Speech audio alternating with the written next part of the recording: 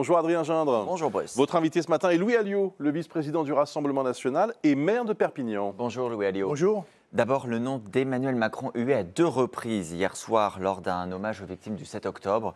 Otages comme victimes, en partie couverts, c'est hué, je le précise, par des applaudissements en réponse. Est-ce que vous auriez hué le chef de l'État ?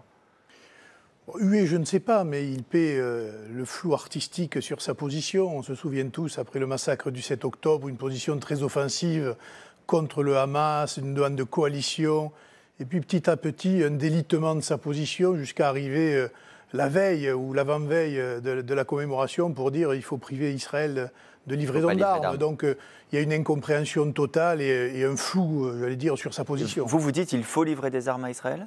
Mais de toute façon, la France, elle le fait. Alors, les armes... De manière très limitée, oui. Et en l'occurrence, elle ne dit pas qu'il faut livrer des armes pour bombarder Gaza. C'est d'autant plus incroyable la déclaration du président de la République. Il sait très bien que la France ne livre que des composants, je crois, pour le dôme de fer, et ne livre pas d'armes à proprement parler.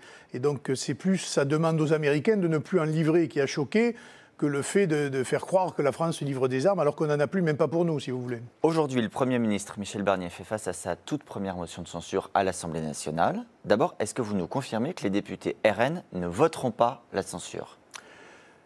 Je pense qu'ils ne la voteront pas, non. On a toujours dit que pas de censure a priori. Donc ça veut dire que les premiers pas du gouvernement vous ont convaincu ? Non, mais on respecte une parole donnée par Marine sur cet agenda-là. Ça ne sert à rien de censurer maintenant. On ne connaît même pas les termes du budget qui va être proposé. Qu'est-ce qui pourrait justifier censure ? On en connaît certaines choses. Quand on entend par exemple que la revalorisation des retraites pourrait être décalée de 6 mois, oui, on a compris la mauvaise humeur du RN, ce n'est pas un motif de censure pour autant ? Vous avez vu que derrière, M. Barnier a été très flou encore en disant oui, mais on peut discuter. Donc on va arriver aux discussions de fond quand il aura annoncé les grandes lignes de son budget. La diminution du nombre de fonctionnaires, ce n'est pas un problème non plus ?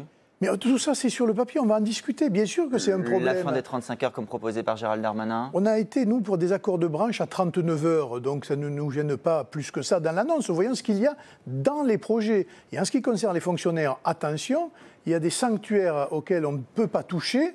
C'est notamment la santé, car aujourd'hui, dans les hôpitaux, c'est très tendu. On manque de médecins, on manque de personnel, et je ne vois pas comment, par exemple, on fera des économies sur la santé. Mais donc, en fait, à chaque proposition, vous direz ça non, ça non, ça non. Ah mais oui, mais c'est ça, un député, en fonction des chapitres. Il faut aussi des ça oui, quand même, au bout d'un moment. Oui, mais on verra.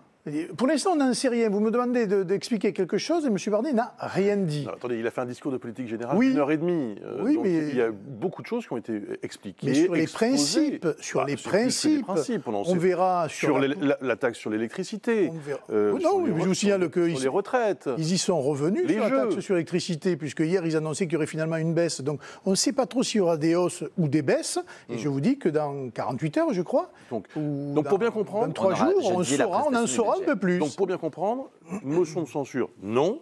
Budget, on verra. Budget, on va discuter. Et si le budget est totalement inacceptable, je ne suis pas dans le groupe.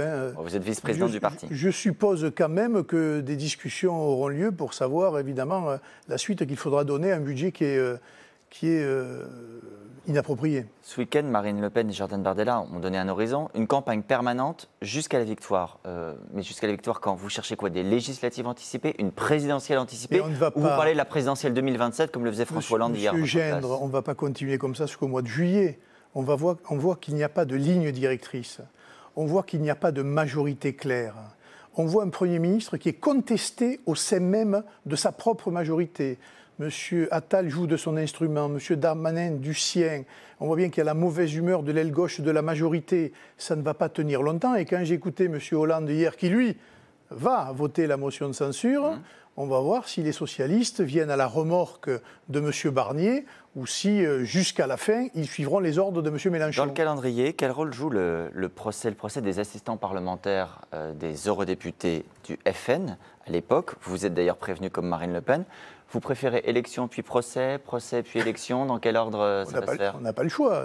C'est lundi, mardi, mercredi, tous les après-midi, le procès se déroule. Jusqu'à fin novembre. On n'est pas convoqué non plus tous les jours et on a de quoi s'expliquer. Donc le procès est annexe au calendrier. Enfin, il est annexe. Il fait planer une menace d'inéligibilité sur Marine Le Pen. Si elle est inéligible, il se passe quoi ? Oui, mais avec des si, on mettrait Paris en bouteille. Vous connaissez l'adage. Oui, enfin des peines de justice. Pour l'instant, nous n'en sommes pas là. Et pour suivre les débats de près, je peux vous dire que nous avons de gros arguments pour que ça ne se passe pas ainsi. Il n'y a pas d'enrichissement personnel et c'est une querelle sur qu'est-ce qu'un assistant parlementaire. Eh bien, c'est pas une querelle, c'est une poursuite judiciaire. On va aller jusqu'au... Oui, mais la poursuite judiciaire, elle est sur cette querelle-là. Et on va aller au bout de l'exercice en démontrant qu'un attaché parlementaire, c'est quelqu'un qui fait de la politique. Voilà, tout simplement. Vous qui adorez le journal Libération, j'imagine que vous avez lu en fin de semaine dernière les nouveaux éléments qui, d'après le journal, démontrent que Jordan Bardella a forgé de fausses preuves pour se disculper dans l'affaire des assistants du RN. Est-ce que le RN va à nouveau porter plainte contre le journal Libération ? Jordan Bardella a dit qu'il déposerait une plainte. Donc moi, je m'en tiens à ce que me dit Jordan. Voilà. Et je sais d'où vient ce genre d'attaque, donc je n'y prête pas plus attention que cela. Quand vous dites, vous savez d'où vient ce genre d'attaque, ça veut dire ? Du journal Libération, précisément. Oui, après. Donc, après si vous voulez, il ne fait pas partie de mes journaux les plus lus le matin quand je me lève. Mais il n'y a pas eu de fausses preuves de Jordan Bardella rédigées après coup. Non, mais déjà, vous faites un jugement, là, en posant cette question. Non, je vous pose une question. Jordan Bardella a dit clairement non et qu'il déposerait plainte pour ses affirmations. D'après France Bleu, la gendarmerie n'est plus en mesure de payer les loyers de ses locaux et de ses logements de fonction dans certaines communes. C'est le cas notamment dans votre département des Pyrénées-Orientales. Ils ont recueilli le témoignage, par exemple, de la maire de Cabestany qui dit 236 000 € de retard de loyer. Est-ce que vous, en tant que maire de Perpignan, vous pouvez ou vous allez aider les communes de votre agglomération qui sont concernées ? Alors nous, on est en zone police, donc même si on a deux casernes de gendarmerie, mais c'est surtout les petites communes qui sont impactées. Mais ça ne peut pas être ça. Je n'imagine pas que les gendarmeries ne paient pas le loyer sur lesquels elle s'est engagée avec un certain nombre de petites communes. Donc là, précisément, j'attends de savoir ce que M. Barnier va dire, parce que c'est directement la sécurité des populations hors grandes agglomérations, et précisément la ruralité connaît des vagues d'insécurité, et donc ça n'est pas de nature à rassurer les concitoyens. On parlait tout à l'heure du budget, pour le coup, là c'est un problème d'argent. C'est que les gendarmeries n'ont pas l'argent suffisant. Mais si on n'a pas d'argent pour payer des gendarmeries dans la ruralité, laissez-moi vous dire que le budget il n'est pas prêt d'être bouclé et que la suite des événements risque d'être un peu plus sombre que celle qu'on imagine. En 5 secondes, Marion Maréchal lance un nouveau mouvement, Identité Liberté. Ce sera la Ciotti bis. Bonne chance. Bonne chance. Voilà. Merci beaucoup. Mais si elle veut venir travailler avec vous Écoutez, je n'en sais rien, moi je vais regarder. Comment ça, vous n'en savez rien? Ben non, je discute pas avec elle. Elle dit qu'elle veut faire une alliance avec vous? Oui, mais tout le monde veut faire des alliances, mais après il faut les concrétiser sur des mesures. Il n'y a pas beaucoup de gens qui veulent faire une alliance avec vous. Ça. Sur des mesures concrètes. Ouais. Bon, pour l'instant, je ne sais pas ce qu'elle va proposer. Enfin, vous savez à peu près qui c'est, là. Je sais qui c'est, mais je ne sais pas qu'est-ce qu'il y aura dans ce programme. Merci beaucoup, Louis Alliot. Merci, Adrien Gindre.